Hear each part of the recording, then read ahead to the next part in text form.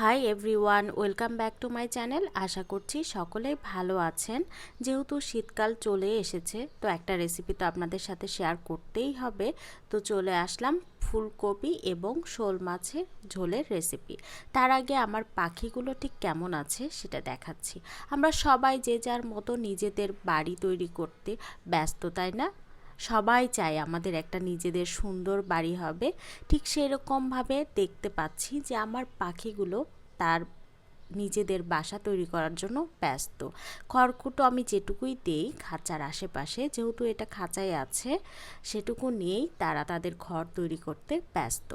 ভাবলাম আপনাদের সাথে জিনিসটা শেয়ার করি, তাই শেয়ার করলাম। আর তার সাথে আপনাদের সাথে আমি শেয়ার করব আজকে রুটি সংরক্ষণ করার কিছু টিপস। এবং আমি একটু বাইরে গিয়েছিলাম, মাঝে মাঝেই যাই, সবসময় যাই, কিন্তু আপনাদের সাথে শেয়ার করা হয় না। আজকে সেটাও শেয়ার করব।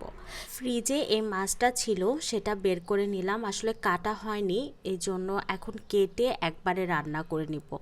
তো বের করে নিয়ে রেখে দিচ্ছি। মেয়েকে স্কুলে দিয়ে তারপর এসে মাছটা কেটে আপনাদের সাথে রান্নাটা শেয়ার করব। এ তো মাছটা আমি কেটে ধুয়ে পরিষ্কার করে নিয়েছি।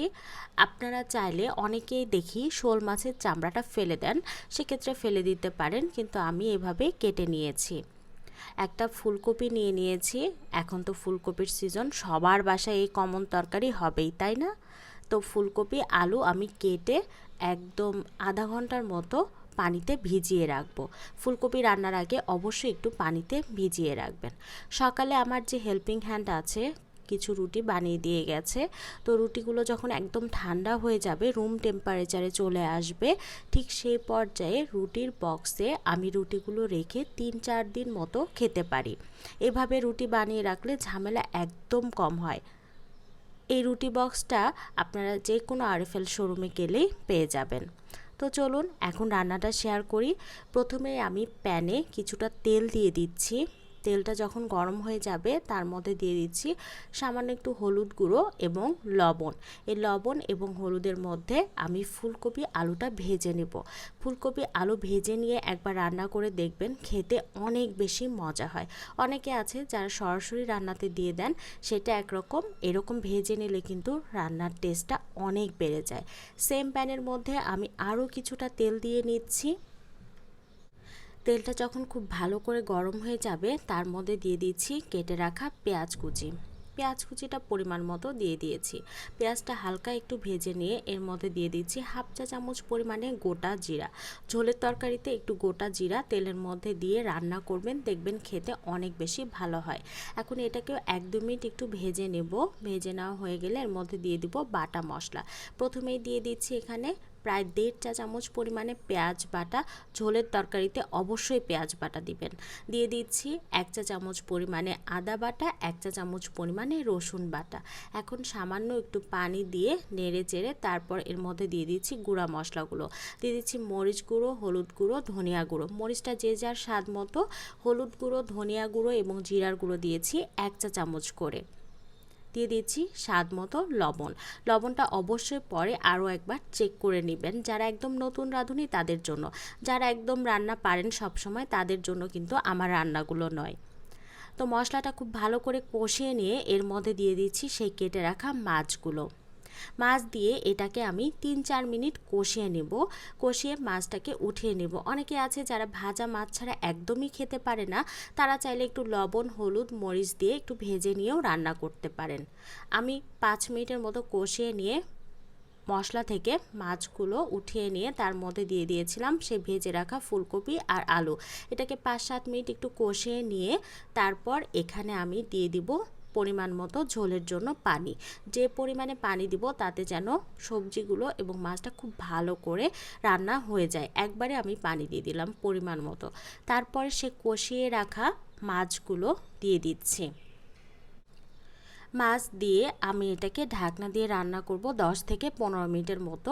এর মধ্যে ফুলকপি, মাছ সব কিছু খুব ভালো করে হয়ে যাবে।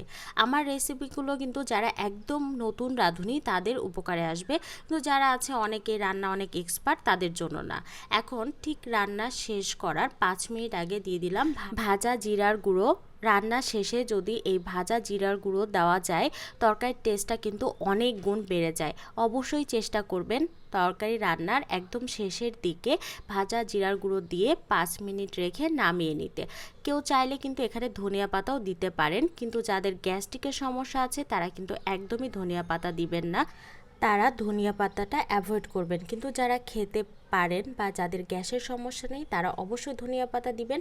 রান্নার টেস্টটা কিন্তু অনেক অনেক গুণ বেড়ে যাবে। আশা করছি আপনাদের সবার কাছে আজকের এই রেসিপিটা ভালো লেগেছে। যদি ভালো লেগে থাকে অবশ্যই কিন্তু একটি লাইক দিবেন, কমেন্টস করবেন। তারপরে ঠিক পরের দিন, এটা হচ্ছে শুক্রবারে বিকালে, তো বিকালে শুক্রবার দিন আর বাইরে না গেলে তো একদমই হবে না, বাইরে কিছু টুকটাক কাজ ছিল। তারপর মেয়ের আবদারে চলে গেলাম কেএফসিতে।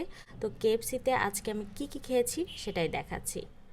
একটা সেট মেনু নিয়েছিলাম, সেখানে ছিল একটা বড় চিকেন ফ্রাই, তার সঙ্গে ছিল 3টা চিকেন উইংস, তার সঙ্গে ছিল ফ্রাইড রাইস আর একটা কোল্ড ড্রিঙ্কস, আর আমি এক্সট্রা করে নিয়েছিলাম একটা চিকেন পপকর্ন। তো চিকেন পপকর্নটা আমার কাছে খুব বেশি ভালো লাগে কেএফসির। আর এর সঙ্গে ছিল একটা কোল্ড ড্রিঙ্কস আমি এক্সট্রা করে অর্ডার করেছি। তো এতটুকুই ছিল, জাস্ট বিকালের নাস্তা হিসাবে যেরকম হয় ঠিক সেরকমই। তো এই পপকর্নটা আমার কাছে অনেক অনেক মজা লেগেছে। তো প্রতি শুক্রবারে আমি কোথাও না কোথাও যাই, আমি চেষ্টা করব এখন থেকে এরকম ছোট ছোট কিছু ক্লিপ আমার ভিডিওতে অ্যাড করে দিতে। অনেকে আছেন যারা দেখতে চান, তো তাদের জন্যই আমি এটা অ্যাড করে দিব।